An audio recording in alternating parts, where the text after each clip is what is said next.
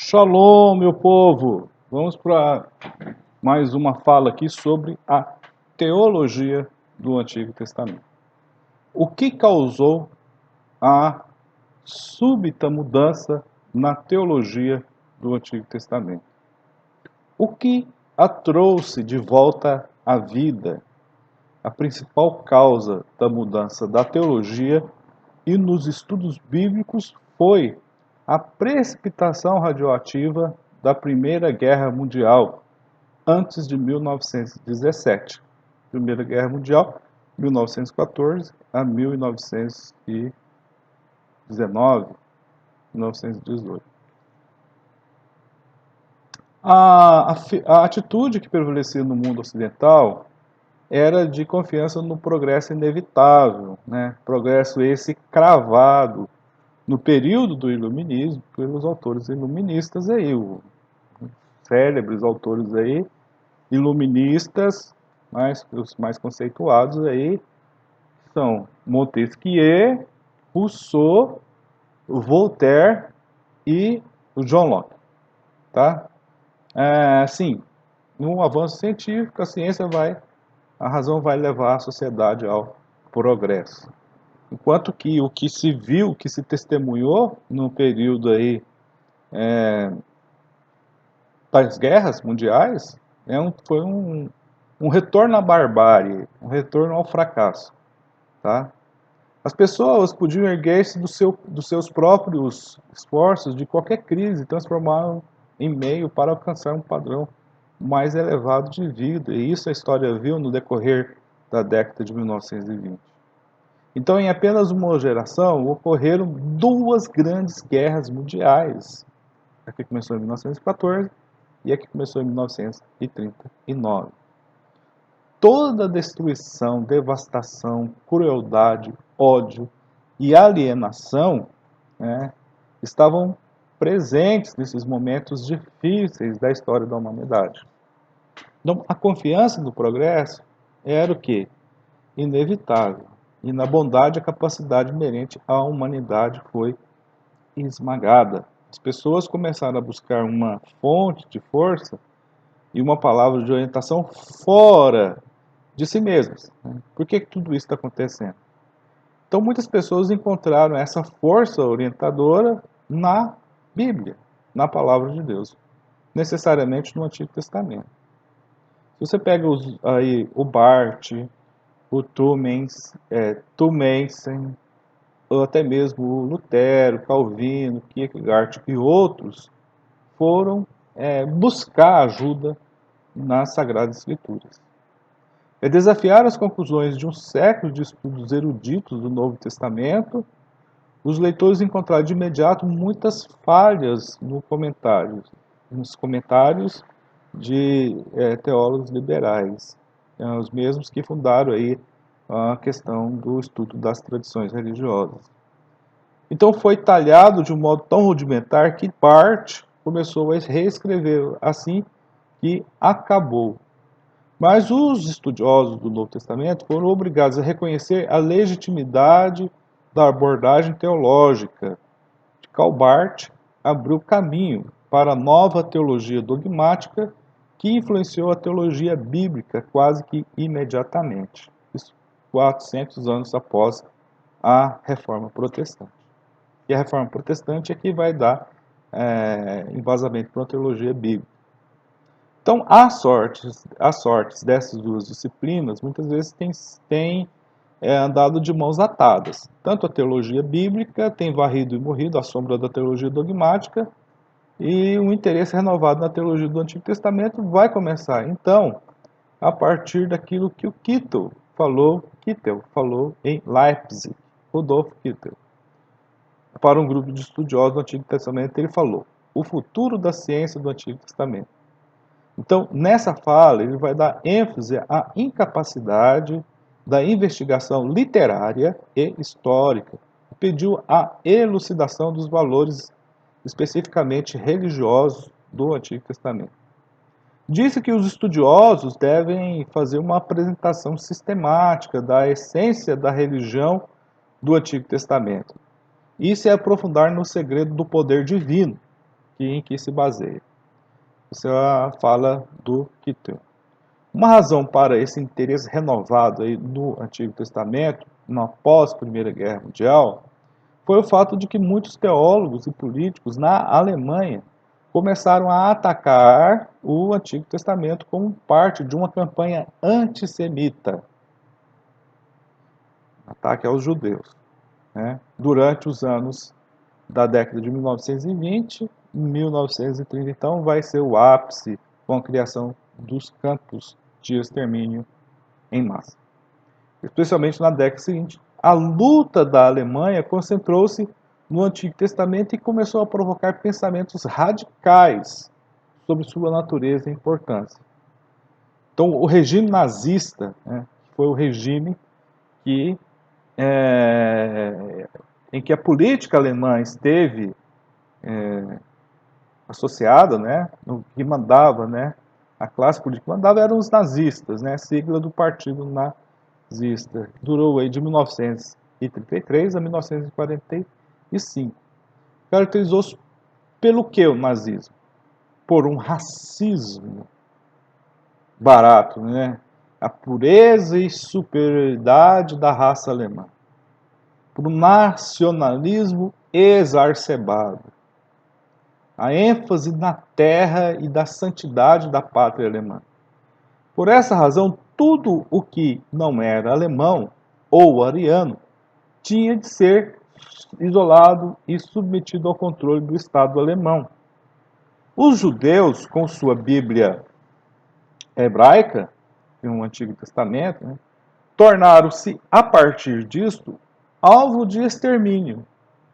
Até alguns estudiosos cristãos emprestaram sua influência à eliminação dos judeus e do Antigo Testamento. O ataque aos judeus pelos nazistas também abrangia um ataque ao Antigo Testamento e ao cristianismo.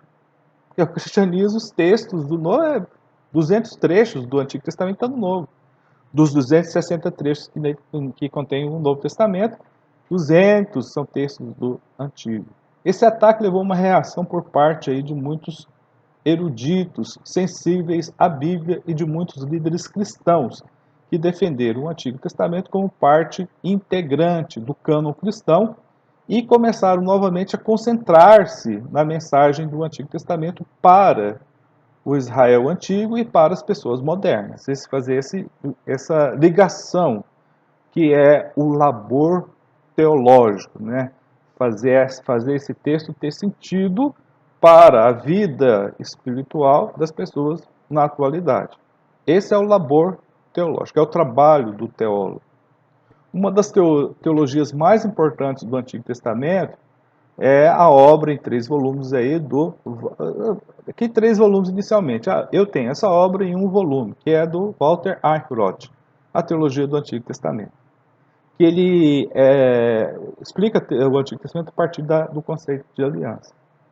Outra obra aí de monumental valor, né, é do Norman Gottwald, que chamou a Teologia do Antigo Testamento de Eichrodt a obra isolada mais importante do seu gênero no século XX.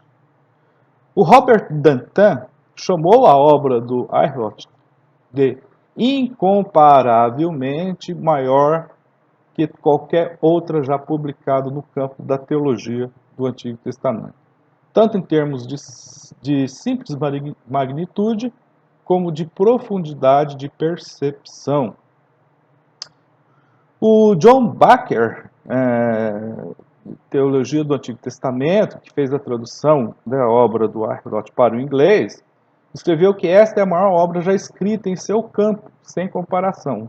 Uma obra em que a fé ardente e a precisão científica se combinam para dar ao leitor uma experiência viva dessa nova realidade de Deus de que ele tanto fala. Então, a obra do Walter Eichrodt estava preocupado com o seu ambiente espiritual e cultural.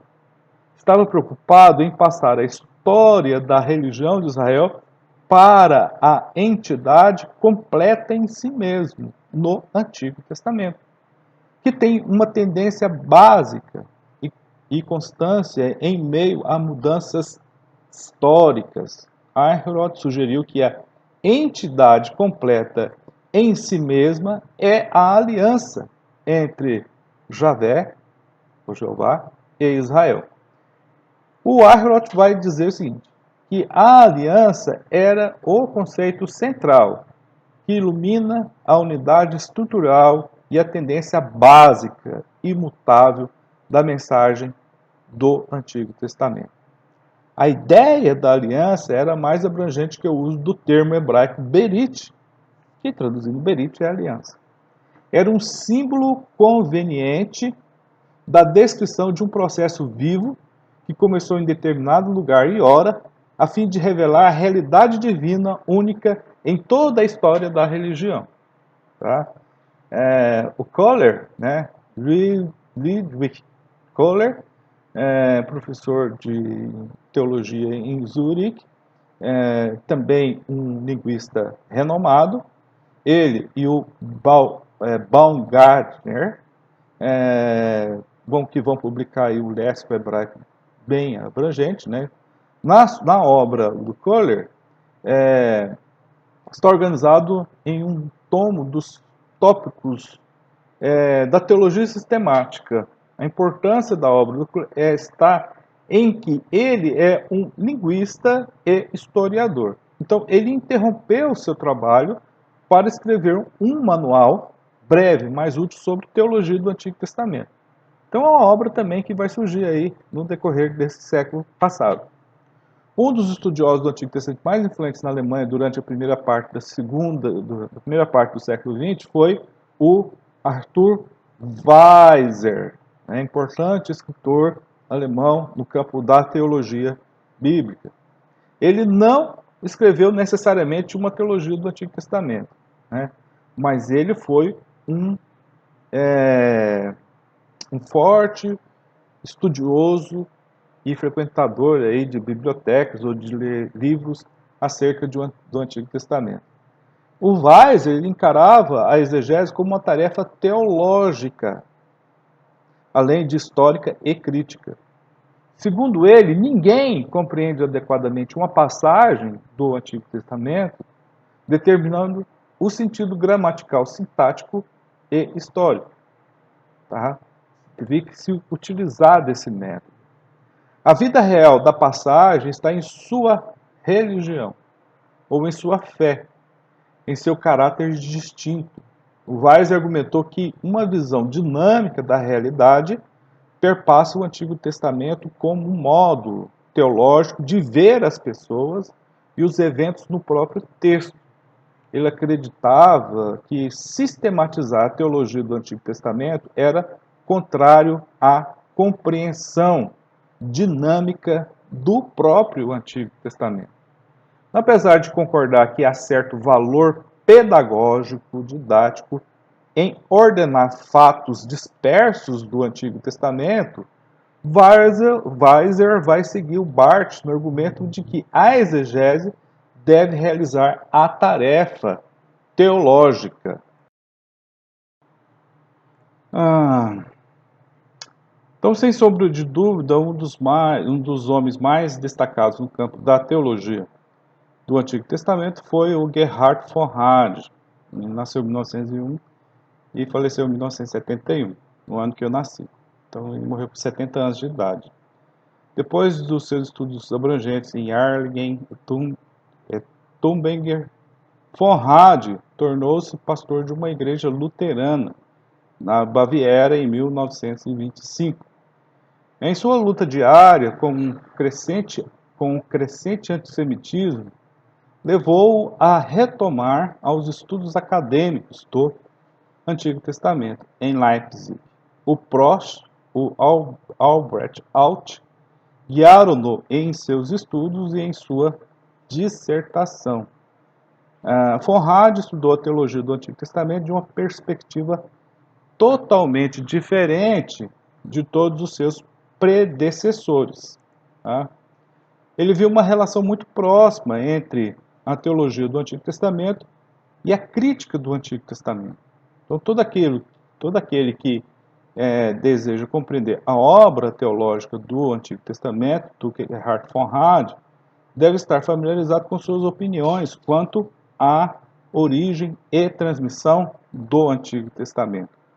Uma das suas primeiras obras foi o problema da criticidade, ou do Hexateuco, tá? Que foi publicado em 1938, e que vai lançar os alicerces da sua teologia do Antigo Testamento. O Joseph Groves, ele escreveu uma dissertação, uma tese de doutorado, né, sobre o método de interpretação utilizado por Conrad e outros, né, intitulado aí Atualização e Interpretação do Antigo Testamento, em que nessa obra vai declarar o alvo de uma base dentro da Bíblia para interpretação teológico-histórica, como a de Conrad, que ainda está para ser atingido. Tá? O Edmund Jacob, professor de Strasbourg, escreveu uma teologia do Antigo Testamento substancial, por volta do ano de 1955. Em sua obra, né, essa obra vai servir como um livro de referência popular de institutos e seminários bíblicos nesse campo por quase 20 anos, né, o mais influente escritor de teologia do Antigo Testamento, que vai ser a base aí para muitos seminários pelo mundo afora. É uma obra clara e concisa, né, mas trata de modo adequado de quase todas as facetas da teologia do Antigo Testamento. É uma obra que tem uma excelente introdução, tá? A principal parte do livro segue um esboço sistemático modificado, método que particularmente gosto de utilizar quando faço algum ensaio acerca do Antigo Testamento, um estudo ou coisa semelhante. O Robson, outro estudioso britânico batista, conseguiu combinar a erudição crítica sólida à fé evangélica fervorosa. O Robson vai afirmar que o Antigo Testamento não consistia em um sistema de doutrina, mas era principalmente um drama divino representado na arena da história, onde Deus revelou a si e sua vontade por intermédio dos seus atos. O Robson reconheceu que falar de uma revelação histórica é um paradoxo. A história implica algum tipo de movimento dinâmico, quer seja isso chamado progresso, quer não. Revelação implica, segundo ele, em verdade estática e permanente. A solução do paradoxo da relação entre a revelação, que não se prende ao tempo, e a história que muda, encontra-se na vida atual, em que a revelação e história formam uma unidade mesclada. As obras de autores ou de outros estudiosos britânicos que têm tratado recentemente da teologia do Antigo Testamento o Knight, o Bruce, né, o Larson e o Clemens, que são essas obras eu vou analisar mais à frente com vocês. O movimento da teologia bíblica, tá? Robert Denton chamou o período que começou em 1949 como a Era de Ouro da teologia do Antigo Testamento. Ele dizia que essa Era de Ouro começou com Otto Baab, né, no seu livro Teologia do Antigo Testamento, e do Otto Prochter, em Teologia do Antigo Testamento também, e a do Vriesen, que também escreveu um livro sobre Teologia do Antigo Testamento. Embora esses estudiosos sejam católicos romanos, contribuíram enormemente para o campo quando se refere à teologia do Antigo Testamento. E vai influenciar aí toda uma série de escritores, de estudiosos acerca do Antigo Testamento. Uma nova série de monografias, né, tem sido publicada foi publicada, né, a partir de 1950, logo após 5 anos após a Segunda Guerra Mundial, durante 13 anos, né, até 1963. foram publicados aí 37 títulos de monografias, né? 12 dos quais, desses títulos de monografia, era especificamente sobre a teologia do Antigo Testamento. Assim, e essas monografias, né, que nos mais interessam do Antigo Testamento, elas estão publicadas nas revistas Theology Today, né, Interpretation, The Scotch Journal of Theology. Além de numerosos artigos acerca da teologia do Antigo Testamento publicados em outras revistas, James Smart, né, ele vai James Smart, o Drake, o Clarence Craig, tá? Tem muito Drake por aí, então eu vou falar o primeiro nome. É o Clarence Craig. Muriel Curtis, Irving, o Albright, né? O Childs, né? São autores que a gente utiliza para no estudo da teologia do Antigo Testamento. Por exemplo, o Childs acreditava que o movimento de teologia bíblica tinha atingido um consenso em torno de 5 temas principais. E quais seriam esses temas? A redescoberta da dimensão teológica. O objetivo era penetrar no coração da Bíblia para recuperar sua mensagem e ministério perdidos pela geração anterior. Segundo, a unidade de toda a Bíblia. Terceiro, a ideia de que a revelação é histórica. Quarto, o caráter distinto do pensamento bíblico hebraico. Quinto, a singularidade da fé bíblica diante de outras religiões. Childs afirmou que o movimento de teologia bíblica acabou, mas a necessidade da teologia bíblica é permanente e permanece. Ele então vai propor uma nova forma de se entender, de se estudar uma teologia bíblica, começando com o estabelecimento de um contexto apropriado. E com isso, então, ele vai transformar todo o cânon da Bíblia no contexto. E pode-se ver imediatamente que, para Childs, os dois testamentos estão juntos, com pouco espaço para disciplinas separadas de teologia do Antigo Testamento e de Novo Testamento. Seria uma teologia canônica dupla. O Smart, outro escritor, outro estudioso da área, James Smart, pastor presbiteriano, professor, escritor, organizador de currículos para igrejas, vai dizer o seguinte para Childs, sobre Childs, né? Ele criou um quadro errado do movimento de interpretação bíblica. O que o Smart fez, objeção, ao uso do termo movimento. Ele não utilizava esse termo, não gostava do termo movimento, dizendo que ele não é apropriado para estudo da teologia do Antigo Testamento. O que ele vai argumentar? Que a teologia bíblica ela é de esfera internacional, mundial, em sua preocupação. Não é só um grupo de estudiosos da França, da Alemanha, da Inglaterra ou de alguns países europeus. Não, é toda pessoa que está envolvida aí com o ensino do Antigo Testamento.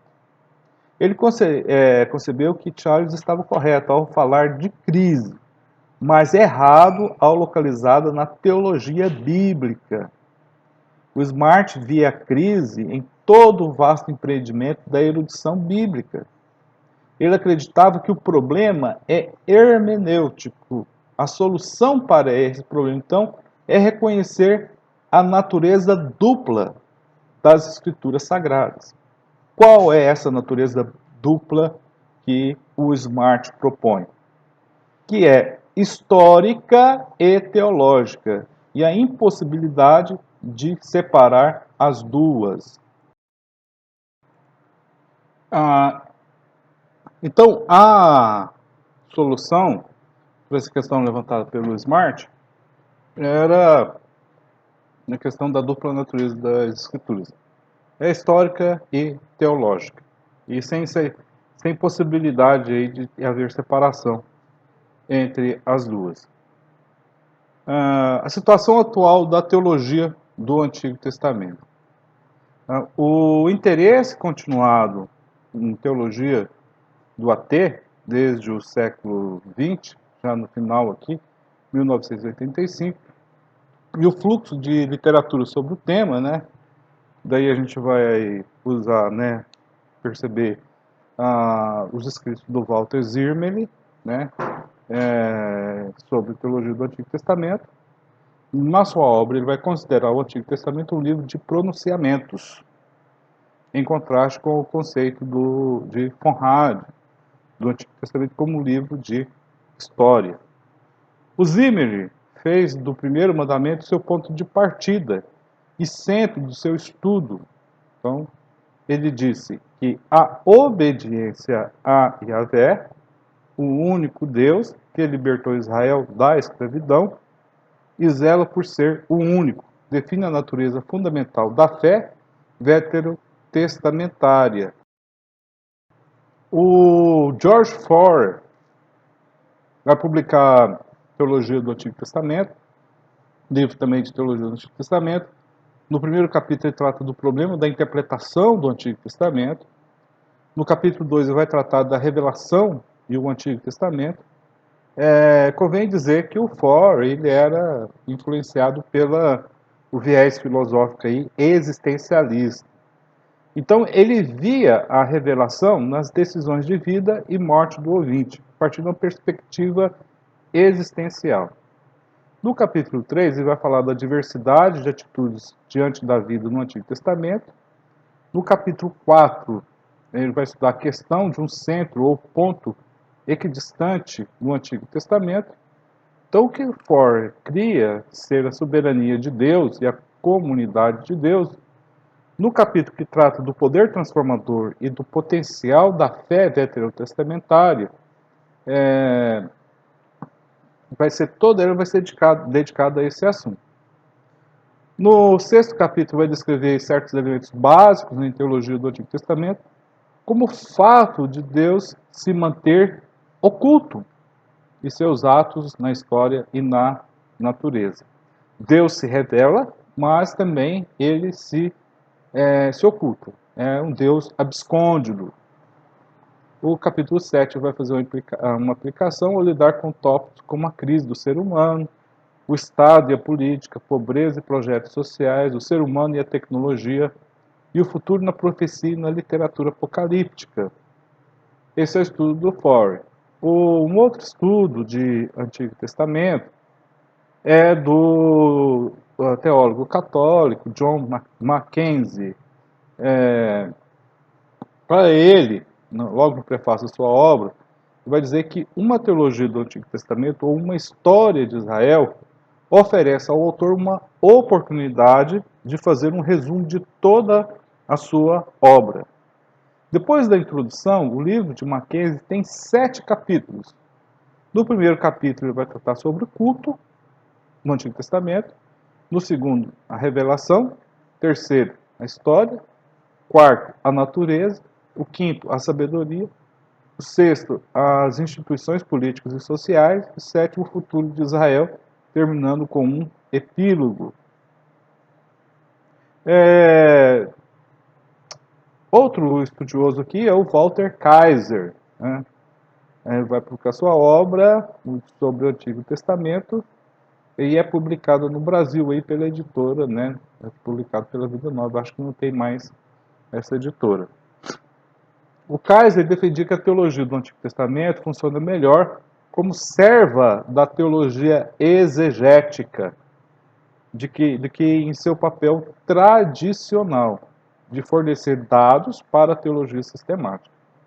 O principal ponto de partida de Kaiser é a ideia de que os próprios escritores do Antigo Testamento pronunciam suas mensagens contra o pano de fundo de uma teologia acumulada que eles, seus ouvintes e agora seus leitores, têm de recordar, se quiserem captar a profundidade exata da intenção original da mensagem. O Elmer Martins, professor também de teologia do Antigo Testamento, no Seminário Menonita de Belém, né, escreveu os desenhos de Deus, o foco na teologia no Antigo Testamento. Sujeito simples, culto, conservador, né, profundo estudioso aí do Antigo Testamento, ele vai afirmar que o tema que percorre todo o Antigo Testamento é o plano de Deus, encontrado em Êxodo, capítulo 5, versículo 22, até o capítulo 6, verso 8. Plano pode significar centro. Este é o plano em que tem 4 componentes: a libertação, a comunidade, o conhecimento de Deus e vida abundante. Martin também tentou fazer uma abordagem sistemática dos 4 temas e diacrônica dos 3 períodos da história do Antigo Testamento. Quais são esses períodos? O período pré-monarquia, o período monárquico, o período pós-exílio.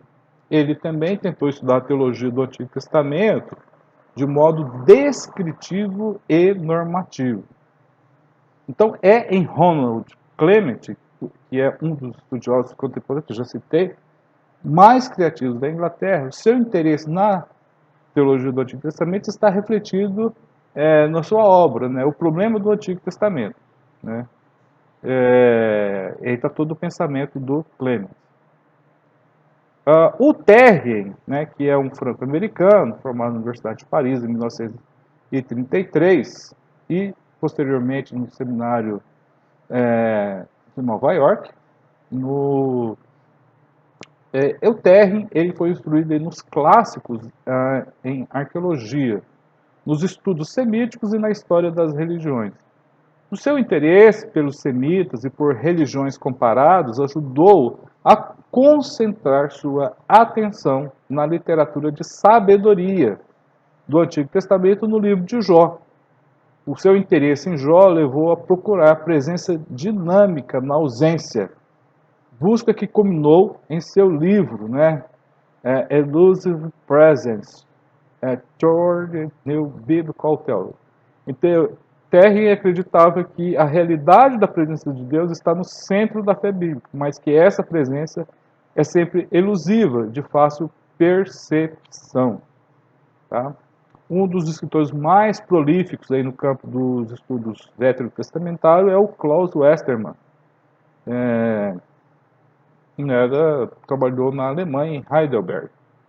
Escreveu aí comentários de Gênesis e de Isaías 40 a 66 e fez estudos abrangentes sobre os Salmos, os Profetas e 2 livros sobre o Antigo Testamento ele escreveu.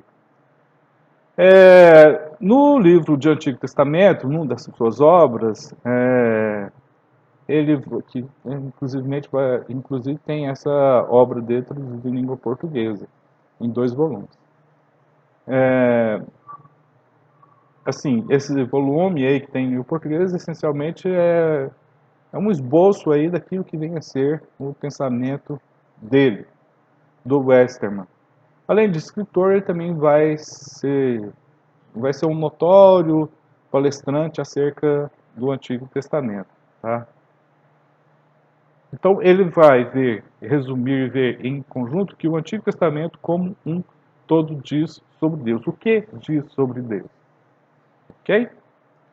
Vamos parar por aqui e na próxima encontro nós continuamos.